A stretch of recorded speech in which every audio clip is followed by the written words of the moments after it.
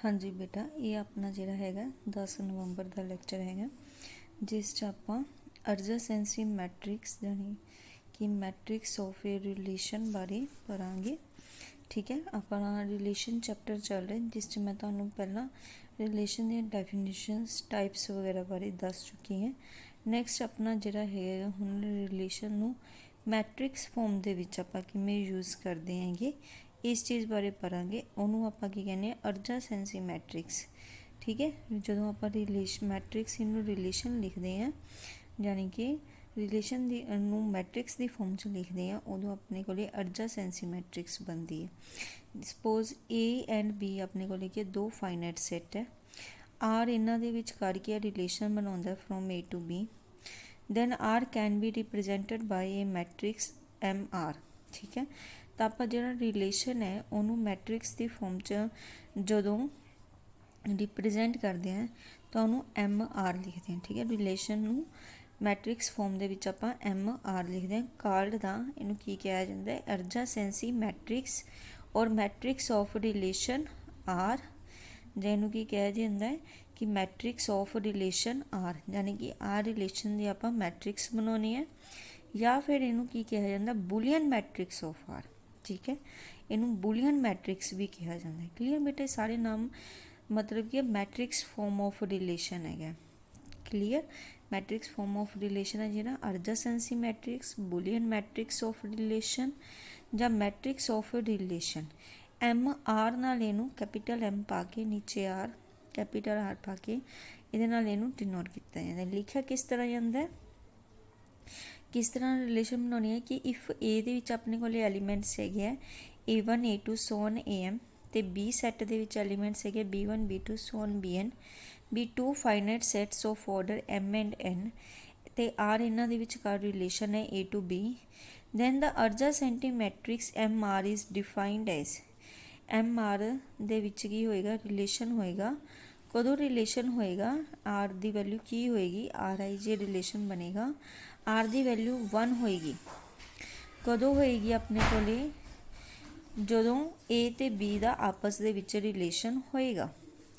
Otherwise जे ए ते B element दा आपस कोई रिलेशन नहीं हैगा तो उहदी वैल्यू की लिखांगे आपां 0 लिखांगे। मीनस जदों आपां मैट्रिक्स बनावांगे उदों आपां की करांगे ए ते बी जिहड़े एलीमेंट्स है ए सैट ते बी सैट दे जिद्दां वो आपस दे विच रिलेशन बना रहे हैं तो आपां मैट्रिक्स दे विच उहदी वैल्यू 1 लिख देवांगे। जे वो आपस दे विच कोई रिलेशन नहीं बन रहा उन्हां दा आपस कोई रिलेशन नहीं तो आपां मैट्रिक्स च उहदी वैल्यू की लिखांगे 0 लिखांगे। क्लीयर, बस यही गल है। इनू आपां एग्जाम्पल्स करांगे इहदियां उत्थों तुहानूं होर ज़्यादा क्लीयर होएगा कि किस तरह आपां इहदियां जिहड़ियां हैगियां बनाउणियां। जिवें कि फस्ट एग्जाम्पल देखो, तुहानूं एग्जाम्पल करवा दिंदी है कि इफ आर अपने को रिलेशन है less than from less than का मतलब आर रिलेशन किस तरह का बनाता लैस दैन का रिलेशन है। सैट आपां नूं गिवन है A 1 2 3 4 5 तो B आपां नूं गिवन है 1 4 5। Write down the adjacency matrix आपां ने इहदी बनाउणी है ए ते बी सैट गिवन है रिलेशन लैस दैन दा। ठीक है, आर दे विच हुण आपां ने वो एलीमेंट लेने हैं x y where x is from set A and y is from set B when x is less than y. Clear, क्योंकि लैस दैन दा रिलेशन है पहला फर्स्ट कंपोनेंट की होना चाहिए सैकेंड कंपोनेंट तो छोटा होना चाहिए। क्लीयर, क्लीयर छोटा ही होना चाहिए, इक्वल टू भी नहीं होना चाहिए, छोटा ही होना चाहिए।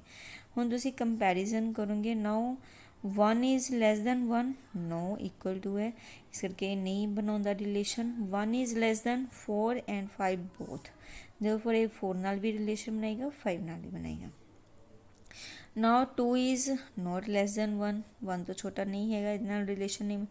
4 ते 5 दोनों तो छोटा है तो 2 का 4 नाल भी रिलेशन बनेगा 5 नाल भी बनेगा। Now 3 is also lace than 4 and 5 दोनों तो छोटा है 1 तो छोटा नहीं तो ये भी दोनों नाल रिलेशन है। 4 जिहड़ा है 1 ते 4 दोनों तो छोटा नहीं है सिर्फ 5 तो छोटा है तो 4 का 5 नाल रिलेशन है।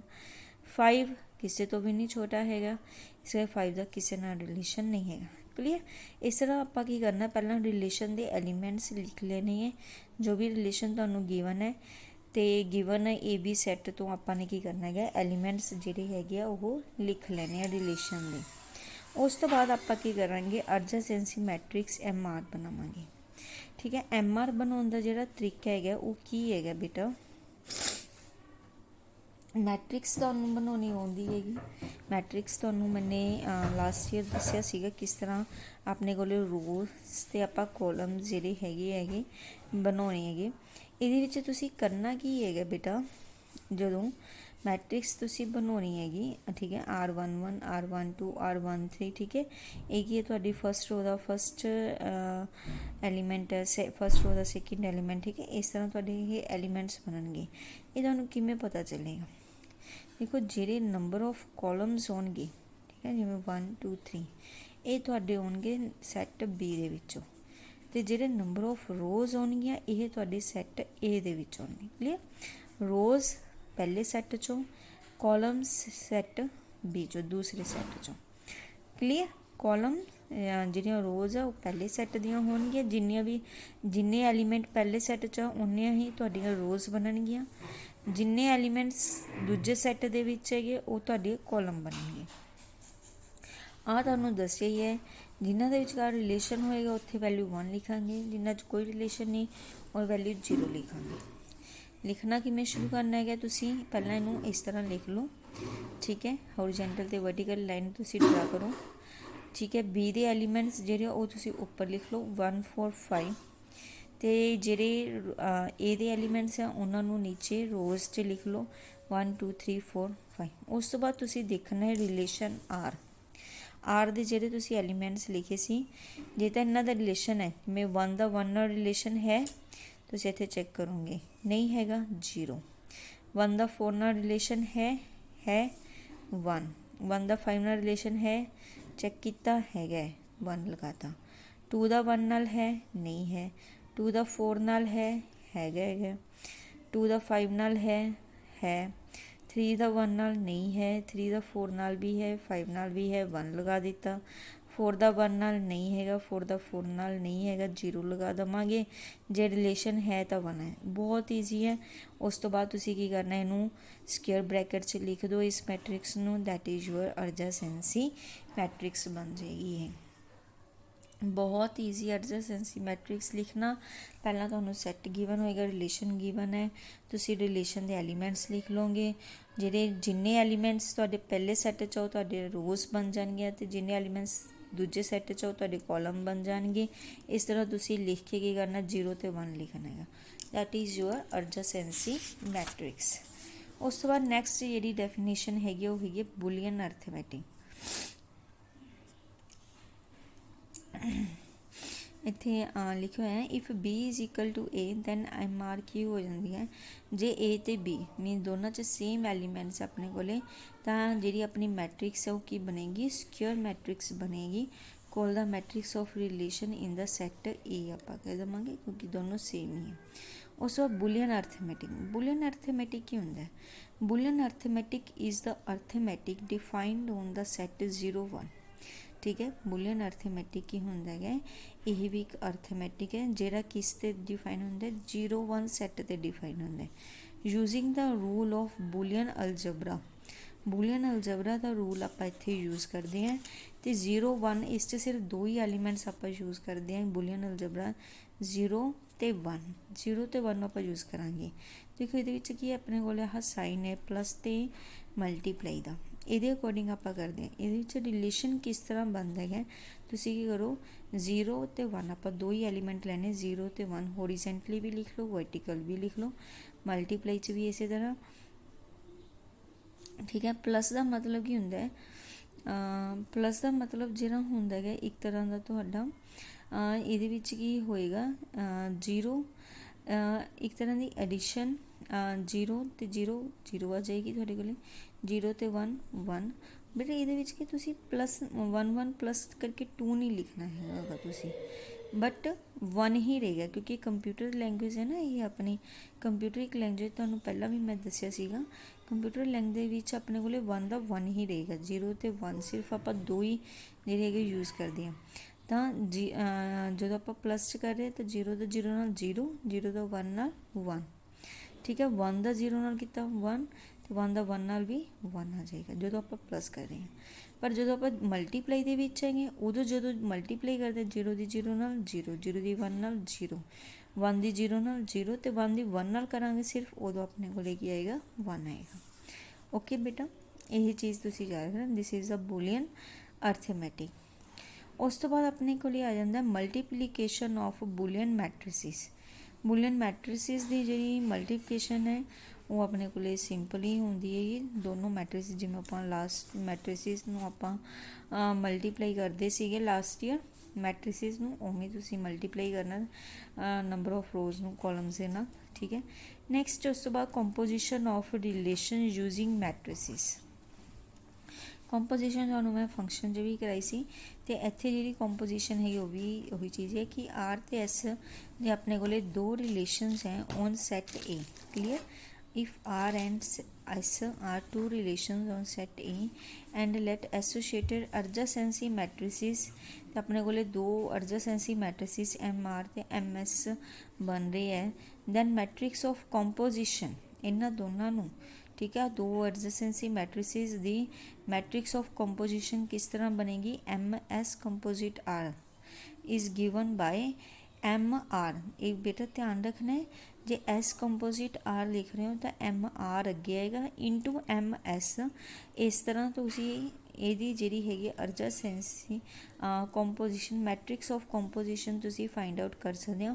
एम एस कंपोजिट आर दी एम आर आर जो पिछे वाला वो पहला आएगा, मल्टीप्लाई करना है M R into M S. Then जे तुसीं एम आर कंपोजिट एस कढोगे तो M S into M R लिखोगे। क्लीयर बेटा, करना तुसीं सिंपल वही चीज़ है मल्टीप्लाई, जिमें तुसीं दो मैट्रिसिस नूं मल्टीप्लाई कर दो, करना मल्टीप्लाई है, निकलेगा है कंपोजिशन। कंपोजिशन नूं एस कंपोजिट आर है तो आर पहला लिखोगे आर मैट्रिक्स अर्जासेंसी मैट्रिक्स, तो एस अर्जासेंसी मैट्रिक्स पिछे लिखोगे। क्लीयर बेटा, तो जिमें जे तुसीं एम आर स्केयर करना तो M R into M R cube करना तो M R square into M R, इस तरह तुसीं जिहड़ा हैगा यही कर सकते होगे। उस तो बाद जी फस्ट एग्जाम्पल है वो मैं तुहानूं करवा चुकी हूँगी। नैक्सट सैकेंड एग्जाम्पल देख लो। सैकेंड एग्जाम्पल दे विच की है, जिमें ए तो बी सी तुहानूं 3 सैट गिवन है, तो आर तुहानूं रिलेशन गिवन है ए बी का, ए डिवाइड्स बी जो ए बी नूं डिवाइड करता है, तो एस रिलेशन गिवन है बी तो सी का जो B less than equal to C है, B relation from A to B and B to C. ਆਪਾਂ ਨੇ ਕੰਪੋजिट रिलेशन आ ਜਿਹੜਾ ਹੁਣੇ ਆਪਾਂ ਨੇ ਤੁਹਾਨੂੰ ਦੱਸਿਆ ਸੀ composite relation S composite R find out करना है। उस तो बाद if F S composite R M S be the adjacency matrices of S composite R and S respectively then show that M S composite R is equal to M R into M S. ये चीज़ आपने show है। पहला तो अपन आ चीज़ा given है, आपने composition relation find out करांगे। क्लीयर, तो उस तो पहला आपने आर तो एस के एलीमेंट्स भी फाइंड आउट करने, क्योंकि आपको ए बी सी के एलीमेंट्स गिवन है। आप रिलेशनस के एलीमेंट फाइंड आउट करांगे, फिर ही आप मैट्रिसिस बना सकते हैं। तो आर के एलीमेंट्स की बनते हैं वैन ए डिवाइड्स बी। देखो ए सैट तो बी सैट का रिलेशन है आर, ठीक है, ए टू बी। तो ए तो बी के रिलेशन बनावांगे when A divides B. Not check तो वह एलीमेंट लेने ਜਿਹੜੇ डिवाइड कर नाउ 2 डिवाइड्स 4, 2 डिवाइड्स 6, 2 डिवाइड्स 16, तीनों डिवाइड कर रहे तो तीनों के नाल रिलेशन बनाएगा 2। उस बाद 3 देखो किन डिवाइड कर, 3 4 नू नहीं करेगा, 3 6 नू करेगा, 3 16 नू नहीं करता, तो सिर्फ 3 6 नाल रिलेशन बनाएगा। 5 किसी नू भी नहीं डिवाइड करता, 8 सिर्फ 16 नू डिवाइड करता, तो ये अपने को आर दे एलीमेंट्स आ गए जेडे रिलेशन बनते हैं। उस बाद एस दे विच की है B less than equal to C, B तो सी आपस च रिलेशन बनाउणगे जदों बी दे एलीमेंट सी तो लैस दैन इक्वल टू होणगे। तो 4 is less than equal to 1, no, less than equal to 4, yes, 5 7 तीनों नाल रिलेशन बनेगा 4 दा, 4 5 7। 6 is less than equal to only 7। Clear, not 1 4 5 तो है नहीं, 16 किसी तो भी नहीं छोटा, तो किसी नाल रिलेशन नहीं बनेगा। तो ये अपने को एस दे एलीमेंट्स आ गए। क्लीयर, हुण आपां ने की करना है, फाइंड द कंपोजिट रिलेशन। उस तो बाद आपां ने करना composite relation S composite R करना है। एस कंपोजिट आर कढ़ना बेटे तुहानूं मैंने पिछे एक्सरसाइज दस्सिया सी किवें कढ़ना है। कंपोजिशन किवें कढ़ी जांदी है अपने कोले, ए सी कढ़ांगे आपां अजिहे element there exist B belongs to B such that A B belongs to R, B C belongs to S. जाने कि तुसी एस कंपोजिट आर इहदा फर्स्ट एलीमेंट आर दा जिहड़ा हैगा सैकेंड कंपोनेंट ते एस दा फर्स्ट कंपोनेंट सेम होना चाहिए। 2 4 4 4 तो इहदे विच 2 4 एलीमेंट आ गया। 2 4 4 5 तो 2 5 भी इहदे विच आ गया। 2 4 4 7 2 7 भी इहदे विच आ गया। उस तो बाद 4 वाले हो गए। 2 6 6 7 2 7 भी इहदे विच आ जाएगा। क्लीयर, क्योंकि ऑलरेडी आ चुके हैं, रिपीट नहीं किया गा। उस बाद 2 16 नहीं हैगा 16 फर्स्ट कंपोनेंट इस है ही नहीं। 3 6 6 7 तो 3 7 ਇਹਦਾ कंपोनेंट एलीमेंट बन गया। 8 16 16 है ही नहीं अपने कोले, तो ये अपने कोले की बन गए एस कंपोजिट आर दे एलीमेंट्स बन गए। क्लीयर, ये एस कंपोजिट आर दे एलीमेंट बन गए। उस बाद आपां ने की लिखना है एम एस कंपोजिट आर, ਇਹਦੀ एडजेसेंस मैट्रिक्स लिखनी है। एडजेसेंस मैट्रिक्स तुहानूं उपर दसी सी किस तरह लिखनी हैगी आपां ने। एस कंपोजिट आर हैगी। क्लीयर, ਇਹਦੇ एलीमेंट्स ਜਿਹੜੇ ਹੈਗੇ ਉਹ ਤੁਸੀਂ लिख लोगे ਜਿਹੜੇ आपस ਦੇ ਵਿੱਚ रिलेशन ਬਣਾਉਂਦੇ ਹੈਗੇ। ओके बेटा, ਤੇ ਜਿਹੜੇ नहीं ਬਣਾਉਂਦੇ ਹੈਗੇ ਉਹਨਾਂ ਦੇ ਵਿੱਚ ਤੁਸੀਂ ਕੀ ਕਰ ਦੋਗੇ 0 0 ਬਣਾ लिख लोगे। ਤੇ ਜਿਹੜੇ एलीमेंट्स ਬਣਾਉਂਦੇ ਹੈਗੇ ਉਹ ਆਪਣੇ ਕੋਲੇ ਕੀ ਆ ਜਾਣਗੇ, क्योंकि एस कंपोजिट आर दे विच ਜਿਹੜੇ एलीमेंट्स अपने कोले एस कंपोजिट आर ए ते सी ये बनणगे 2 3 5 8 ते 1 4 5 7। ठीक है, ए वाले एलीमेंट्स तुसी लेने हैगे। 2 3 5 8 नीचे आ जाएंगे तो 1 4 5 7 उपर आ जाएंगे। तो उस हिसाब नाल तुसी ये लिखने हैं एम आर दे एम एस दे। उस एम आर ते एम एस नूं तुसी मल्टीप्लाई कर देना है। तो इन्हां दोनों नूं कंपेयर करके देखोगे सेम आ रहा है, तो मीनस ये एम एस कंपोजिट आर दे इक्वल आ रहे हैं। क्लीयर, अगे भी एग्जाम्पल से तुसी M R M S find out करनी है। सेम यही वही चीज़ ही है, एडजेसेंस मैट्रिक है। तुसी कर लोगे बेटा ये 4th B एक्सरसाइज इस दे नाल तुहाडी कंप्लीट हो जाती हैगी। अगे आपां करांगे। थैंक यू बेटा।